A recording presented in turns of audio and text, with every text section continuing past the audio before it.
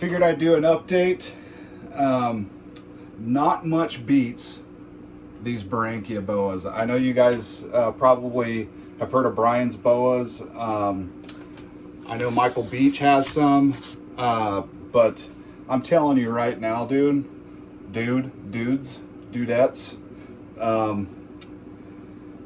no morph needed, man. These things are just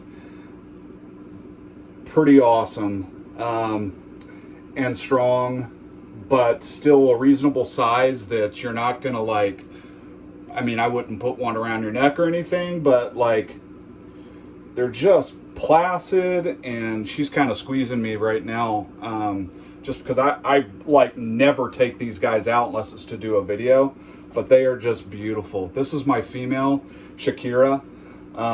You guys have seen me do updates on the raise ups that I've got, and I'll grab those too. They're in a tub or a rack right next to the camera, but just a beautiful all-around boa. Probably a naturally occurring hybrid. You guys have heard me say that. It's kind of my theory. Their range overlaps boa constrictor as well as boa imperator. They're classified as a boa imperator, but maybe if someone did enough taxonomic research, they probably could classify them as, or not probably, but there's a good chance that they could be classified as maybe a subspecies.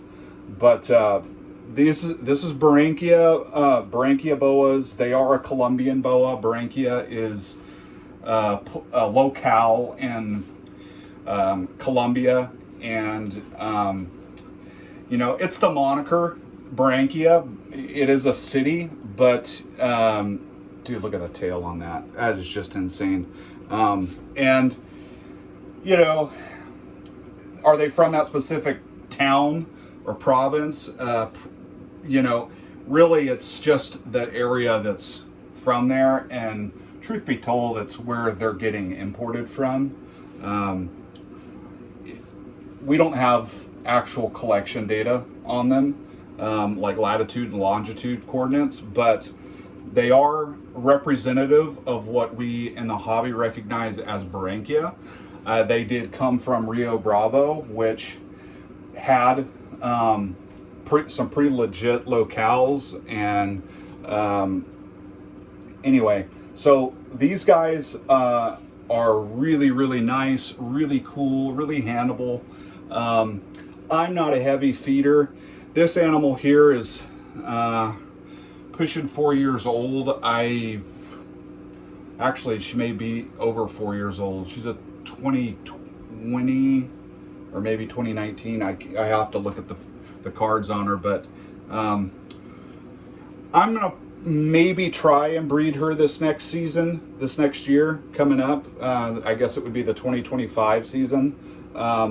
But I don't feed my animals very heavy. I really don't even do it with neonates. I'm just kind of like, sometimes I'll feed them like within 7 days a couple times, and then sometimes, like, you know, they'll go 10 days or 14 days without a meal. And I'm also not giving these guys very big meals. I'm kind of a big proponent in smaller meals than I am bigger meals. I just don't feel like the stress and everything it puts on the females is really worth it. And I'm like that with everything. I've been like that with pythons my whole life. I think what probably got me into that is I used to keep chondros exclusively. And with green tree pythons, every green tree python breeder will tell you, if you're gonna err on the side of caution with smaller meals, because you do see prolapses and stuff like that with green tree pythons, and they're not a very large species. So since that was kind of like my wheelhouse, when I mean, I've had snakes and stuff as pets, but like when I was doing it, like dedicating a portion of my house to like my hobby and stuff like that, it was when I was working with just green tree pythons, and I did have a few Amazon tree boas. So I really got into that habit there, and it's just carried on. It's like one of those things, like if it ain't broke, don't fix it type of a mentality. And it's always worked well for me. Like, yeah, I don't have animals that are huge, but like, I don't really want animals that are that big. I kind of look at it like people too. Like, you know, obesity in people is detrimental to our health. I feel like with animals, it's proven that it's like that with dogs and cats and a lot of the domesticated house pets. So I don't really want to fatten up my snakes and overfeed them to get them to where they're lethargic and basically their body is constantly having to work to digest meals. Like that to me does not seem like a healthy remedy or a healthy equation for success. I know there are people out there that say what you put in is what you get out. I think that there probably needs to be some context added to that statement. It depends on what you're putting in and how large it is. So anyway, I'm not a heavy feeder on these guys.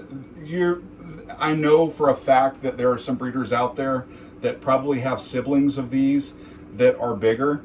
I'm okay with that. I'm not trying to produce 100 babies. I'm not trying to get an animal that is, 8 feet long and, this big around. And, these guys aren't like a dwarf boa by any means, but they're also not a boa constrictor size either, from everything I've heard and read. So anyway, I'm just feeding them my normal time frame. I'm not rushing anything. I'm not trying to push them. And they feed, defecate, and shed like clockwork. And they're not picky feeders. I mean, honestly, like if these things wanted to eat it, if I wanted to feed these guys every other day, they would probably take it. They are like garbage disposals. They have a feeding response, I would say, that is very similar to a Woma python. For any of you guys that have ever had Aspodites or Woma pythons, you know exactly what I'm talking about. Like there is no tease feeding or anything. It's like you open the tub, they smell it, and they just go after it, and they're lunging out of the tub to eat that animal and constrict it. But as you can tell, they are strong, but she's not in any way like nervous or trying to bite me or climb like away from me. She's just kind of like letting me do my thing because I'm letting her do her thing. So if you guys haven't had a chance yet, I would really encourage you to check out the Branchia boas. They're not terribly expensive. I think you could probably get a single animal somewhere between like $400 and $600. So not a cheap animal, but pretty reasonable when you consider, a locality constrictor, boa. That I think that's pretty reasonable. And they're not going to get huge. So you don't have to worry about getting like an 8-foot cage or anything like that for them. They are obviously handleable. So I really just don't have anything bad to say about them. And if, I don't have anything, I can't think of anything. I can't think of feeding, size, temperament, color. There's really no setbacks to these guys. So if you're thinking about getting some, I would say just go for it. Get a single animal and just try them out.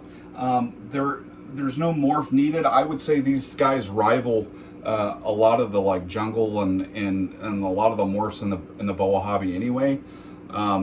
So anyway, let me grab the male real quick and show you guys him. He's not like looking as good right now. I mean, he's a little dark, so I'm trying to put her, sorry, you're getting a shot of my scalp.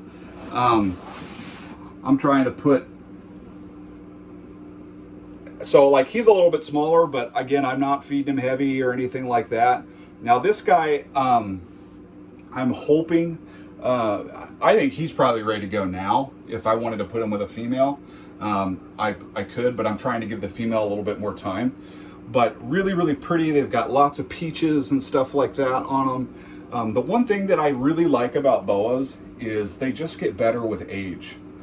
A lot of species out there really dull out as they turn into adults, but these guys do not. And a lot of the boas don't. And that's, to me, that's my opinion of pretty much any of the locality boas. I just think they like get more rich with age. If I was going to pick a python species that does that, I would say probably bloods do that. I think blood pythons get better with age, but anyway, this is the male. His name's Snoop, like the rapper. But just a really, really cool animal. Also very kicked back, like they're not nervous in any way, shape, or form. Beautiful tail color. Yeah, I just think that they're awesome boas, and you don't need a male any bigger than this to really do the job. He's got the age, and like the female, he would eat every day if I fed him every day. But you know, he's just a really, really solid animal. I've never had a regurg with these guys. I've never had any problems with them whatsoever. They really are like a set it and forget it species. Like, you're not going to stay awake at night like stressing about anything. If you are, it's probably because you're overcomplicating it. Like, really, they are awesome. Like, you could keep them on it aspen bedding, you could keep them on coconut fiber, you could keep them on anything. You could feed them mice, you could feed them quail, you could feed them rats, you can feed them whatever, they will take it. Right out the gate, from baby to adult, I've had a couple pairs of these now, and they're from different breeders, and it's across the board. Like, there's nothing different based on a bloodline that in my experience. So like, regardless, they just really, really are easy. They do well. They're not finicky as far as like temps. Like, you're not, I mean, I've lost power before and been a little worried about some of my Amazons. These guys, not even a little bit. Like, they are going to be just fine if the temps aren't like super high. Now, I wouldn't keep them at a straight like 75 degrees or anything like that, but like, if you lose power and like your snake room drops down to like 80 degrees for a couple days, they won't skip a beat. I really think that they are just an awesome species. So if you guys haven't noticed by now, I'm a bit biased, but I feel like I have good reason for that. And yeah, Branchia boas, or you could even try the Colombian boa, like the type Bs that some people have, like Seth has those type B. I've got a pair of those. They've got Branchia boa in them, but they just are from different lineage. And they have the Branchia, I guess, locale moniker from that bloodline, from the Rio Bravo stuff, but they've been outcrossed to other Colombian boas, which are, you know, they're pure, they're the same species. They're pure Colombian boa imperator. So, you know, anyway, they're just really, really cool boas. Lots of peaches and rich cream color. And if I took them outside, they'd probably just jump off. There's even some iridescence to them. Just really, really cool boas. And I absolutely love them. I can't ever see myself getting rid of them. They are just really, really easy to work with, and they're kind of like a breath of fresh air, you know, when it comes to my collection. You know, not that I really keep anything that's all that difficult, but I have in the past, and I just don't have to worry about these. And they're enjoyable. Like, if I want to take a snake out with some size when I have some people over, I'll take these guys out, and I'll be like, here you go. You can handle them. You don't have to worry about them really taking a nip at you. As long as you haven't been handling feeders, you're going to be fine. Now, if you've been holding a bunch of rats and messing around with that stuff, and you go in and that scent's on your hands, you might get a rude awakening because they have a really strong feeding response. But there's no aggression at all, and they're not nervous, as you can tell. The snake's like totally fine with me handling it and letting it do its thing. So anyway, Branchia boas, they are awesome. Try them out. If you're looking for some reputable breeders, I don't really consider myself a breeder of them, but I'm hoping to, in the next year or two, be able to add my name to that list. But if you want to look into them, you want to know where I got mine, I've got a few names of some folks that will be really fair to you and will give you some good information on getting them all set up so that they do really well for you. But, you know, I tried them out. I took the gamble, and it's really paid off. So I love them, and I hope you guys give them a chance. So Branchia boas or boa imperator Colombian boas, great boas all around. Nothing bad that I can think of.